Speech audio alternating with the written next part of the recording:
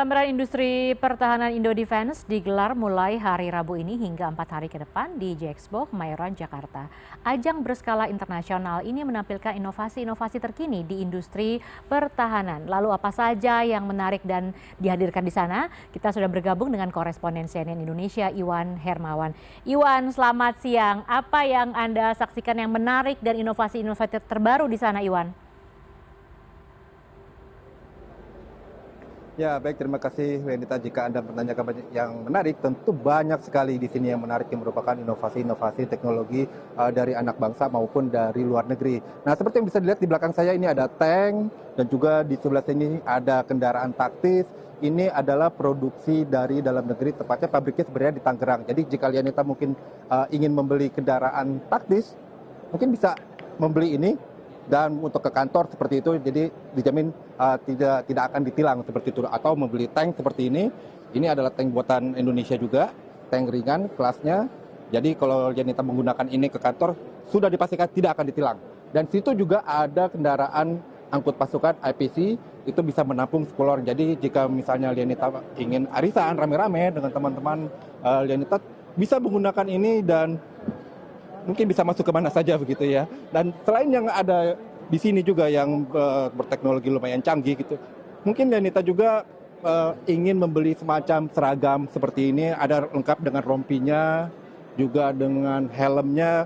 Helmnya mungkin bisa buat tek motor juga begitu ya Lenita ya. Jadi jika ada tertarik ataupun pemirsa tertarik mungkin bisa berkunjung ke Indo-Defense ini. Tapi itu yang sekilas kita lihat. Tapi sebenarnya dari Indo-Defense ini juga menunjukkan bahwa pasar senjata di Indonesia ini memang masih menjanjikan seperti itu. Karena dari peserta pameran saja ini mengalami kenaikan dibandingkan 2 tahun atau 3 tahun yang lalu. Yaitu pada 3 tahun lalu itu ada sekitar 900-an perusahaan yang berpartisipasi dalam Indo-Defense. Dan di tahun ini ada sekitar 1.180-an. Jadi memang ada kenaikan. Dan ini membuktikan bahwa pasar senjata Indonesia ataupun di Asia Tenggara ataupun di Asia Pasifik ini memang masih menjanjikan. Dan terlebih lagi apabila kita melihat dengan situasi kondisi dunia saat ini penuh dengan ketidakpastian, ada perang di Ukraina, di Gaza, dan kemudian juga potensi konflik di Asia Pasifik seperti itu, maka terlihat bahwa memang ada peningkatan pembelian persenjataan dari berbagai negara termasuk Indonesia.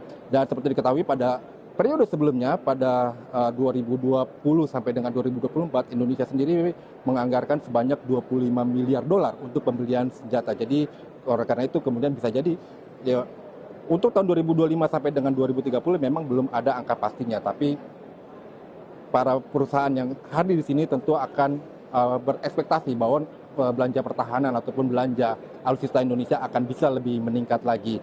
Dan itu juga yang membuat, dan itu juga nanti di Indo-Defense ini Presiden Prabowo bersama Menteri Pertahanan akan melakukan MOU dan tanda tangan kontrak persenjataan ataupun pengadaan persenjataan dari dalam negeri terutama. Jadi nanti akan ada sebanyak 27 kontrak pengadaan senjata alutsista dan juga MOU ataupun kerjasama diantaranya, dan itu total nilainya adalah sebesar 33 triliun rupiah untuk hari ini saja. Jadi hari ini akan ada kontrak sebanyak 33 triliun, dan itu diantaranya tadi kami mencari informasi dari Direktur PT Pindad itu menyebutkan dari PT Pindad nanti akan dibeli sebanyak 40.000 pucuk senapan terbarunya PT Pindad yaitu SS3.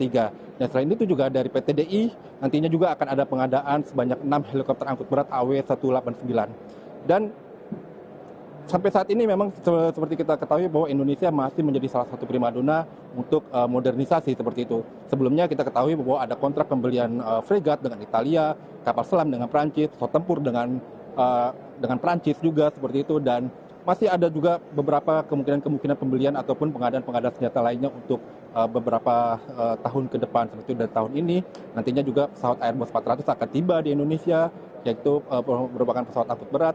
Dan pengadaan ini juga, dan yang paling penting adalah dari pengadaan ini, apakah kemudian pengadaan ini juga akan berefek untuk industri pertahanan nasional kita. Karena seperti kita ketahui, dalam Undang-Undang Industri Pertahanan maka diharuskan adanya offset ataupun transfer teknologi ataupun keuntungan juga bagi industri pertahanan, melibatkan industri pertahanan di Indonesia. Oleh karena itu kemudian juga nantinya di sini akan ada semacam business matching antara perusahaan asing ataupun pabrikan-pabrikan senjata luar yang memiliki teknologi tinggi dengan industri pertahanan nasional. Jadi dari PT DI sendiri nantinya akan ada 21 perjanjian kerjasama dengan misalnya dengan Korea, dengan Turki, dan juga dengan Italia juga untuk melakukan transfer teknologi. Dan disitulah nanti kita bisa mengembangkan industri pertahanan kita yang tujuannya adalah juga untuk pengembangan ekonomi kita ke depannya. Untuk sementara itu yang dapat kami laporkan dari ajang Indo Defense 2024 yang dilakukan pada tahun 2025. Sementara kembali ke Anda, Lenita. Iya, baik Iwan, Anda sudah sebutkan terkait dengan MOU yang akan dilakukan oleh Presiden Prabowo. Kita ketahui bahwa memang Indo Defense 2024 yang dilaksanakan 2025 ini juga sudah dibuka oleh Presiden Prabowo tadi sekitar pukul 10 pagi. Apa yang bisa Anda highlight dari pembukaan tadi pagi yang langsung dibuka oleh Presiden Prabowo, Iwan? Ya, dari pembukaan tadi memang salah satu yang menjadi poin acara adalah peresmian ataupun penamaan kendaraan taktis buatan Pindad, yaitu Maung Pandu. Jadi kendaraan taktis ini adalah kendaraan taktis berbasis listrik, dan selain itu juga Prabowo setelah itu kemudian kami menyaksikan Prabowo melakukan keliling ke seluruh pameran, berbicara dengan pelaku-pelaku industri pertahanan baik dalam negeri maupun dari luar negeri juga untuk membuka kemungkinan untuk kerjasama dan juga pembelian dan lain sebagainya. Dan nantinya dari PT DI, PT Pindad juga akan melakukan MOU ataupun penandatangan kontrak, termasuk juga dari industri-industri swasta. Dan memang ada gairah tersendiri kalau kita lihat di sini bahwa memang ada semacam optimisme, walaupun seperti kita ketahui memang ada penghematan, tapi untuk urusan kedaulatan biasanya Prabowo memang tidak bisa berkompromi seperti itu. Jadi untuk pengadaan peralatan alutsista kemungkinan besar masih akan tetap tinggi seperti itu, walaupun jumlahnya kami sendiri masih belum mengetahui secara pasti karena itu nanti akan disusun oleh Bappenas ataupun dari Kementerian Keuangan yang akan menyusun berapa jumlah anggaran untuk pengadaan alutsista selama 5 tahun ke depan masa pemerintahan periode pertama Prabowo ini. Yanita. Baik, terima kasih koresponden CNN Indonesia Iwan Hermawan melaporkan dari Indo Defense 2024. Selamat siang Iwan.